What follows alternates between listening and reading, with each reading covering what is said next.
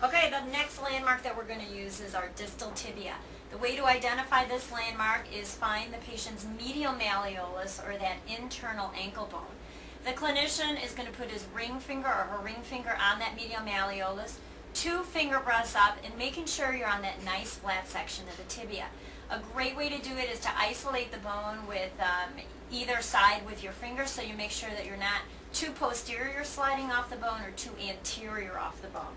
Once you've identified your landmarks, you're going to prep your skin just like you would for any IV, however your institution does it, if it's with alcohol, chloroprep, whatever the case. A few seconds to dry. Then what I'm going to do is I'm going to take my sterile needle container, I'm going to pop it. This is a magnetized tip. Put that on there. To remove the cap, I'm just going to twist it towards me. The cap is going to come off. Again, making sure that I can identify my black mark. So I've got my landmark, isolating my bone, pierce in at a 90-degree angle. I can see my black marks.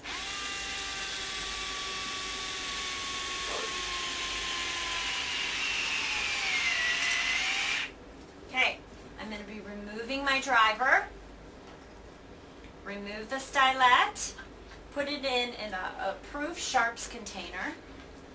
I'm going to take my sterile luer lock tubing here, attach it on.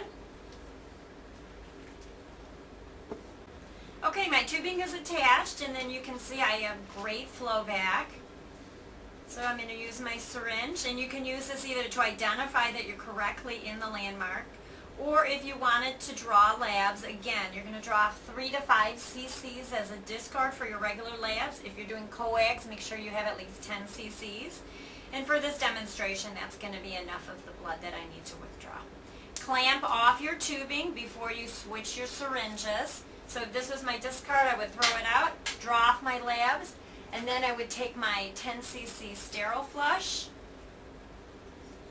unclamp my tubing, and that's where I would do my rapid flush. 0 to 10, what was your pain for insertion for the distal tibia? Yeah, that one was probably about a 3.5, I'd say. 3.5. Okay, thank you. Okay, for pediatric landmarks, the difference is you're going to put your ring finger on the medial malleolus, but it's only 2 finger breaths. So you only have 1 finger next to it, again, isolating that bone, and this is where it would be inserted for pediatrics.